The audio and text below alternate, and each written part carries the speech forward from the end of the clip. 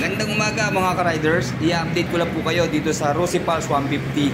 Akala ko i-phase out na to pero available pa pala. Dito po lang to sa Rosy Santo Tomas, Batangas.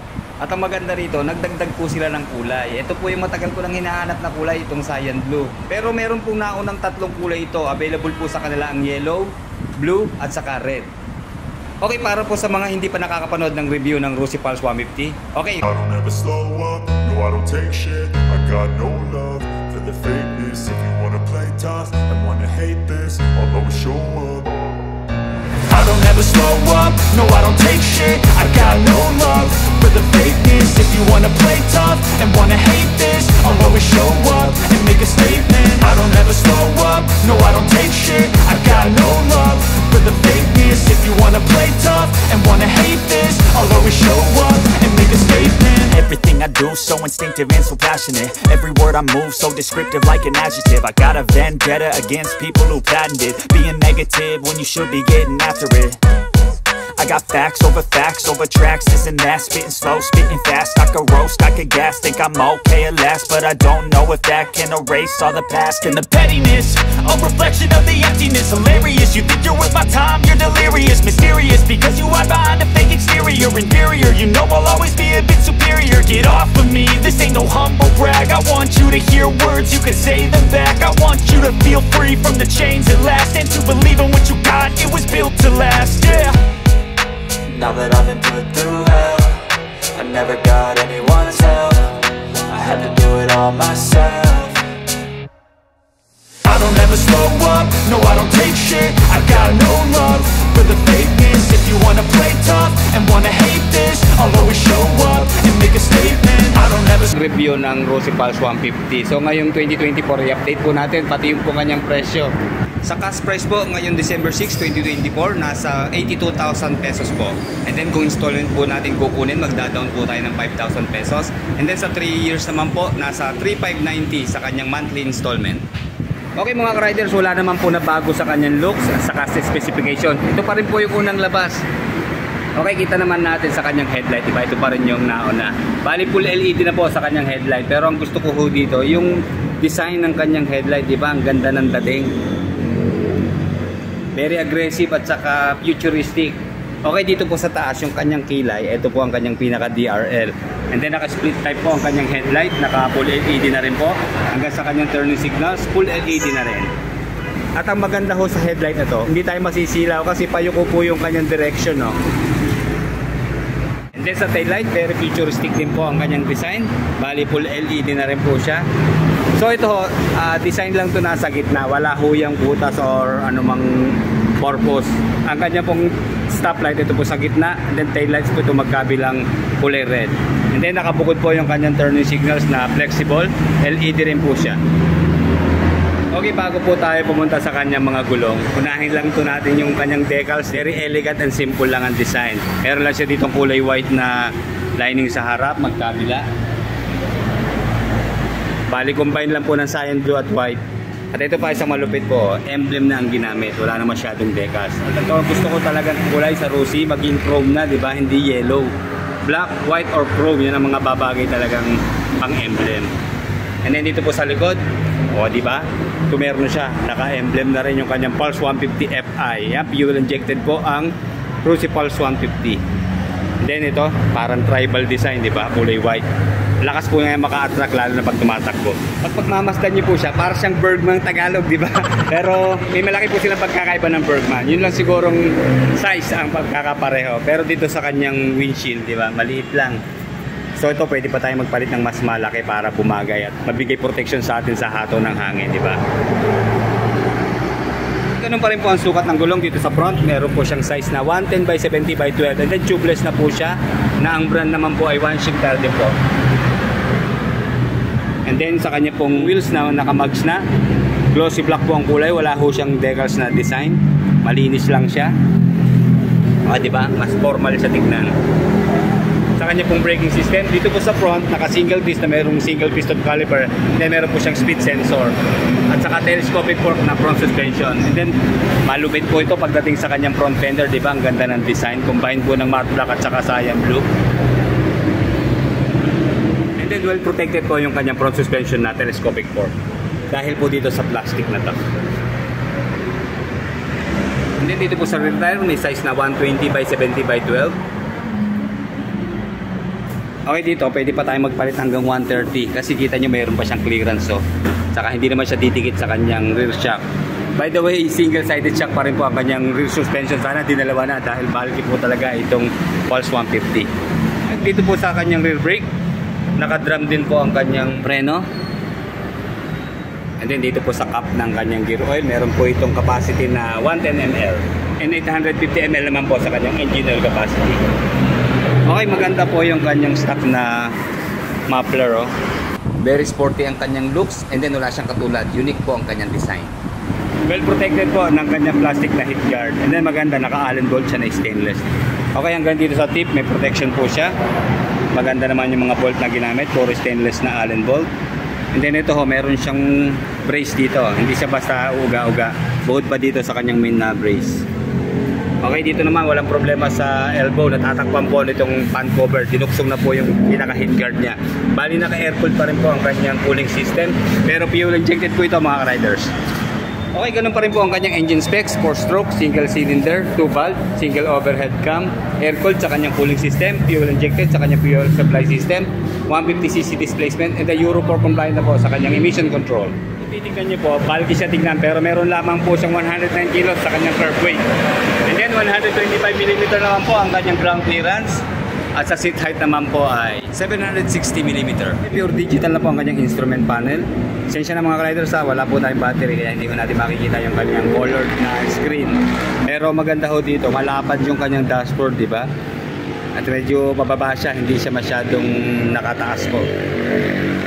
Okay, dito po sa kanyang naked handlebar, maganda po yung kanyang shape, mataas, hindi ho tayo pasubsub dito, mataas ang kanyang manibela, kaya okay lang to, magiging komportable po ang ating riding position.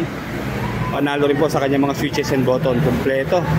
Okay, isa-isahin natin itong mga gray na button. Dito po sa harap, nandito yung kanyang passing light, and then meron siya rito pong high beam, low beam sign. And then ayan, maganda, meron siyang hazard lamp. Nandito rin sa left side yung button. And then turning signals at saka horn. And dito sa kabila, yung pong kanyang kill switch. And then ito meron siyang auxiliary light. And then switch po ng headlight, DRL switch off at saka electric starter push button. Kaya wala na tayong problema kung magpapakabit po tayo ng auxiliary light o mini driving light. Meron na po siyang built-in na switch dito sa right side. And then very elegant din po yung kanyang handle post. Diba? Glossy black ang kulay. Then nandito yung emblem po ng Rossi sa gitna na naka-chrome na rin. Kaya very organized po yung kanyang mga cable. Okay, isa lang po yung kanyang pocket nandito sa left side. Kahit wala ho siyang takip, okay lang kasi malalim po siya. Kasyang-kasya po yung ating kamay. Kahit naka-gloves tayo, pasok na pasok po. Kaya marami po tayong mailalagay dito. Okay, parang wala siyang charging port dito. Ayun, meron po palang charging port mga riders. Hindi natin nakita yung charging port niya kasi madilim. Pero USB ready na po siya mga riders. Okay. Kaya pa magcha-charge tayo, dyan lang ang cellphone natin. Hindi rin siya basta-basta mababasa kasi para na rin po siyang meron ditong cover dahil po dito sa fairings na to. And then dito po sa gitna, maganda rin yung kanyang utility hook, foldable, at may lock pa siya, di ba? Hindi malalaglag yung ating plastic. Hindi rin siya makakaabala pag hindi natin ginagamit, di ba? Nalapat lang natin. Ganda sana may extra pad dito, di ba? Pero okay lang kahit wala. And then dito po nakapwesto yung kanyang battery sa floorboard sa gitna. Sa kanyang gulay board, malapad din naman po. At maganda ho rito, makakapag-cruising position tayo, makakapag-unat-unat at meron po siya extension dito sa kanyang floorboard. Kaya manalo na rin sa long ride. Okay, sa kanya naman pong hood peg, ayan, aluminum po ang ginamit. Maganda, meron siyang pwesto dito. Ayan, may bahay siya, kaya hindi makakaabala pag nakatiklop siya. Okay mga riders, wala pong kill switch yung kanyang side stand. Pero okay lang. Sa mga marurunong naman, hindi yan malilimutan. And then sa center stand po niya, di ba, bukang-buka siya, tapos matataba ang bakal. Kaya sasuggest ko pa magpa-park dito tayo, lalo gantong bulky ang ating motorsiklo. Center stand po lagi. And meron din po siyang kickstart para pang-backup natin sa starting system. And then dito naman po tayo sa kanyang malapad na upuan. Kaya expect na natin mga riders, bubuka tayo dito. Dahil malapad nga po, medyo titiyad tayo kahit mababa po ang kanyang ground clearance. Okay, panalo rin naman sa kanyang foam. Ang lambot po. Dito sa rider seat, ayan ah. Tinutuon na natin, bumabounce ang ating kamay. Hanggang dito po sa back rider seat, ayan, malambot din po siya mga riders. So, although naka single tone lang siya, pero okay na rin dahil naka stitches po na pulido dito sa kanyang front, saka dito sa back, ayan. Bali, kulay white po yung kanyang stitches. Then sa tabas naman, ay panalo na rin oh. Okay, check natin yung kanyang U-box. Ayun. Okay, ito malaki po ang kanyang U-box. Kasya po dito ang full face helmet. Ayan. Na malapad siya, di ba? Marami tayong may kakarga. Kahit bigas, pwede rito. Okay, meron po siyang 5 liters na fuel tank capacity. At ito, sa kanya pong fuel consumption, maabot po ng 2.5 liters kada 100 kilometers na distansya po. So, kinumpute po natin, nasa 40 kilometers per 1 liter po ang kanyang fuel consumption. And then, nasa 90 kilometers per hour naman po ang kanyang top speed. Okay, panalo rin sa kanyang grab bar. Luksong na siya, oh, hindi putol, di ba? Kaya, kahit sa likod, marami tayong kakapitan. Yan. Nga lang, glossy black siya, medyo madulas. Kaya mas maganda kung kakapit tayo dito, meron tayong guantes or gloves. At saka yun, hindi na rin masakit sa kamay, di ba? Sa kanya po maximum power, 8 kilowatts at 7,500 RPM and maximum torque of 11.8 Nm at 6,000 RPM. Bago tayo sumakay, sinide stand natin, no problem sa side stand. Kita nyo, ang ganda ng kanyang pagkakatagilid, di ba? Kaya no problem kahit iwanan natin to ng side stand lang gamit. Pero alalahanin natin mga riders, kapag uneven po yung kalsada, may downhill, uphill, wag po tayo magsa-side stand. At sigurado, mabubuwal po ang ating motorsiklo. Center stand po gagamitin natin. Okay.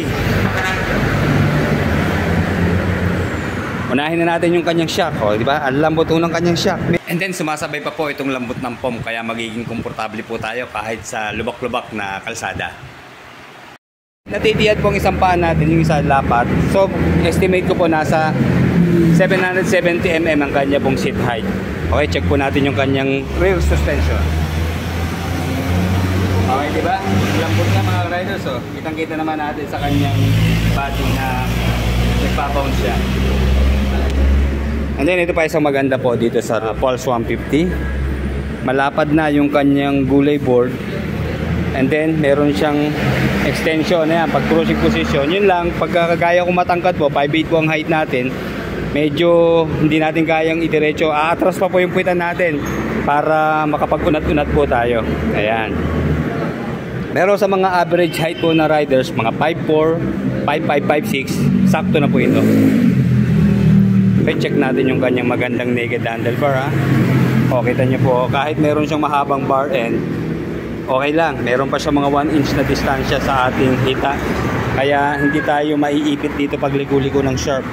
Pag singit sa traffic, pasok din po ito. At hindi naman siya masyadong malapad, oh. Tama-tama lang. Okay, di ba? Okay, check po natin yung kanyang rear brake na drum. Okay, ito napakalambot ng kanyang preno, pero meron din siyang power, oh. Ayan. Kagat naman siya agad. Hindi sasakit ang kamay natin sa preno, komportable siya. Kasi ako po, alam niyo, naglalagay pa ako ng rubber dito sa brake lever para hindi sumakit yung ating kamay. Pero dito, kahit wala na, okay lang, oh. And then, sa kanya pong front brake na disc, okay ito, siyempre, mas malakas kapag disc. Ayan, oh. Kita nyo, tukod agad tayo. Lakas ng kanyang preno. Ingat-ingat tayo mga riders. Ang dami yatang nadidisgrasya ngayong December. Okay. Alam niyo ba o hindi pa, branded o hindi lahat, made in China na. Rossi Motors, 58 years na, 1954 ito'y lumaganap na. Everyone else in the world see it, Oxford business never ends. Bakit magtitis sa high price branded? Pwede namang mag